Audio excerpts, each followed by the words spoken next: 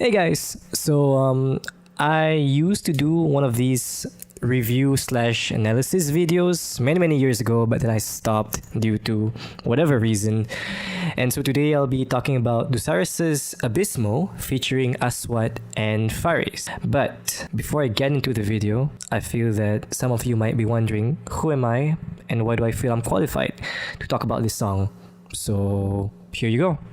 Hey guys, my name is James Yusof and I've been involved with the music scene for more than 10 years. Some of my highlights include opening for Zibalba and Memphis Mayfire, as well as playing to several sold-out metal festivals when I was still in Sleeping Sorrows. And then with Slug Spectra, I got to go on TV and play on Fly FM, as open for Estrange and OAG. But not least with Modscape, I got the opportunity to open for Mayday Parade as well as Crown the Empire, and then work on Kembali Bersama, which is one of the two singles featured on the D and Friends movie that came out in 2023. So that's it about me.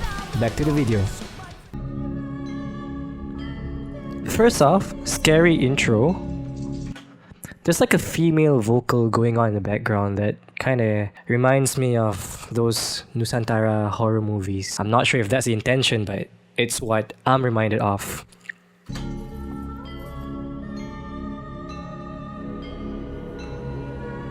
Whoever did the sound design did a very good job. I mean, it's eerie. Let's see where this takes us.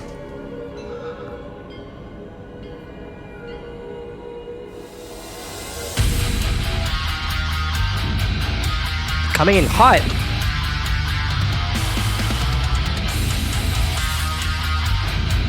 A lot of dissonance too.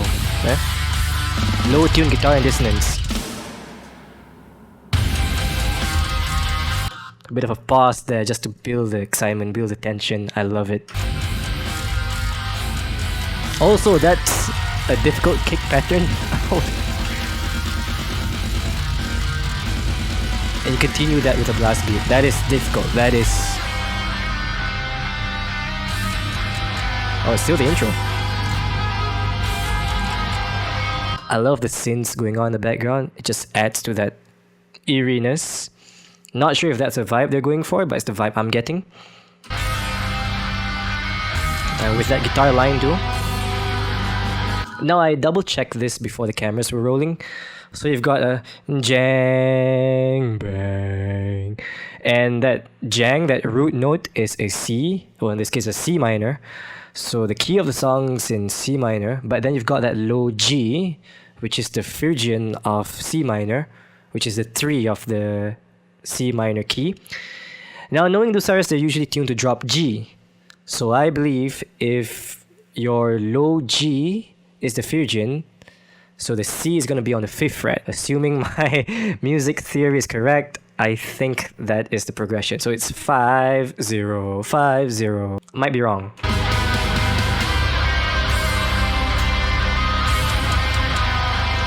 I feel that the intro could be a bit shorter, but that's just personal preference.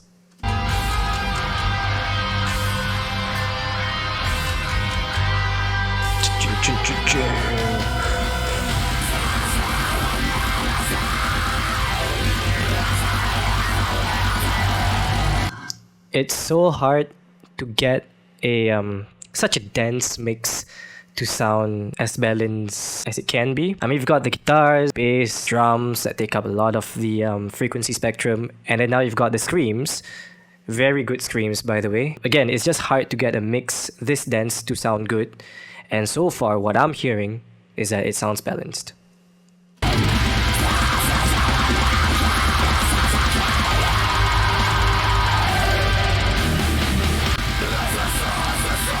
You're gonna need a lot of endurance to nail the drum parts. It's just non-stop! But then again, when you're playing, I think it leans more towards deathcore than death metal. The drums are always difficult. Always.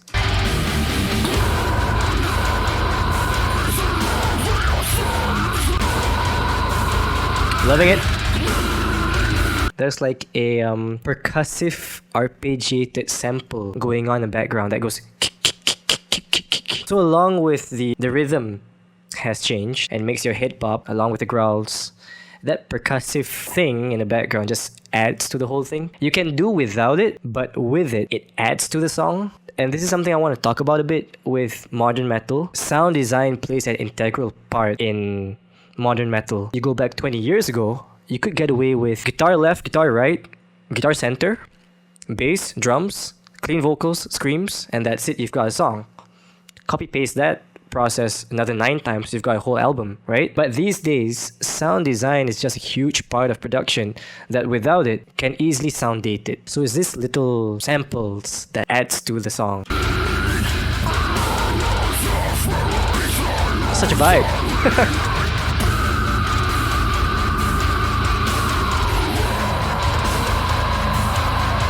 If I'm hearing this live, I'm headbanging, for sure. And that's a good sign.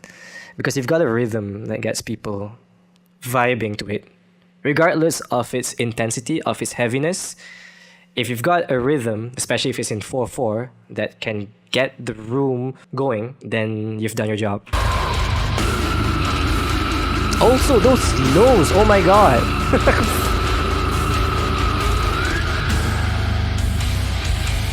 Okay, so you've got the transition part.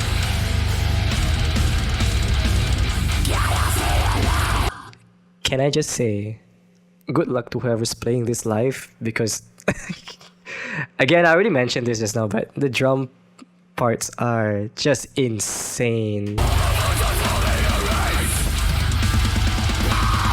It's not so much that rudiments are involved, where you're playing gospel chops or whatever. It's just sheer endurance. I believe those drum rolls are straight fills, right? But it's fast and it goes on and on, right? On the kick drum, it just goes on and on. Endurance is key, as it is with extreme metal.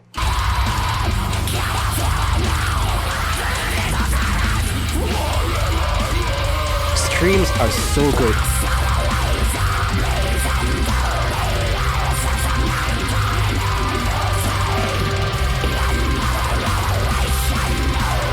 I like the choir going on in the background. They're establishing a vibe. Whatever vibe this is, the choir just complements it.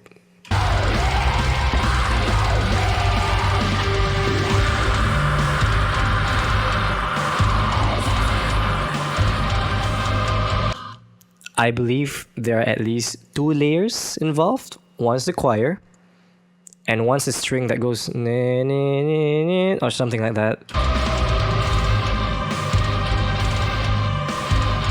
Yeah.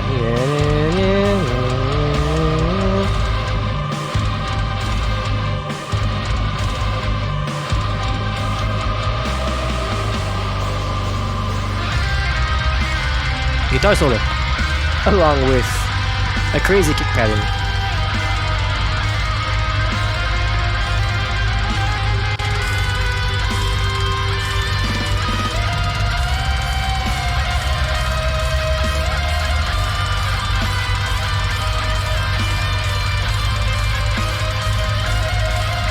I don't know if the band's gonna agree with me on this, but the moment you hear this sort of music, immediately people's minds would associate it with Lorna Shore, Shadow of Intent, these kind of bands.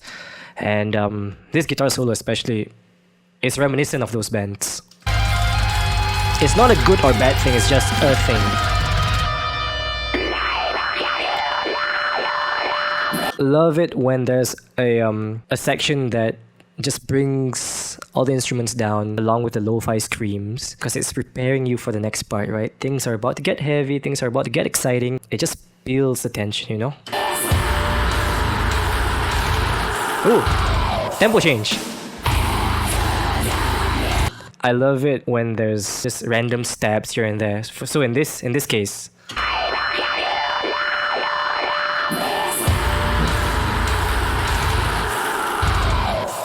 dang, dang, dang, dang. But imagine if you've got a song with, 4 minutes, that goes on for 4 minutes something. Imagine if the snare falls on the 3 every time. So it goes drrr, pa, drrr, pa, drrr. It gets stale after a while, it gets boring, right? So you add these random attacks. Otherwise, again, it's monotonous. Can you imagine though, if you've got the kick drums going and then the snare just keeps falling on the 3? There's no change of feel. But with random attacks like this, again, just adds to the whole listening experience.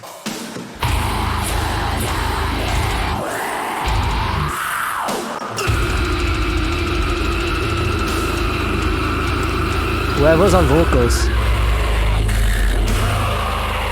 they're killing it. Also, I know for a fact that's Aswad, because he does these snots on his Instagram live every now and then, or Insta stories, sorry. So that's gotta be Aswad.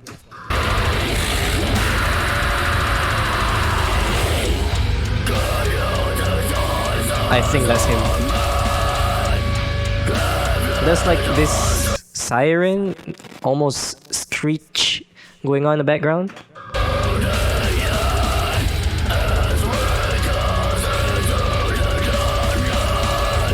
Really gives that, oh, it's going to be the end of the song kind of feel, but we're not going to end it with like a soft section, so we're going to go as hard as we can.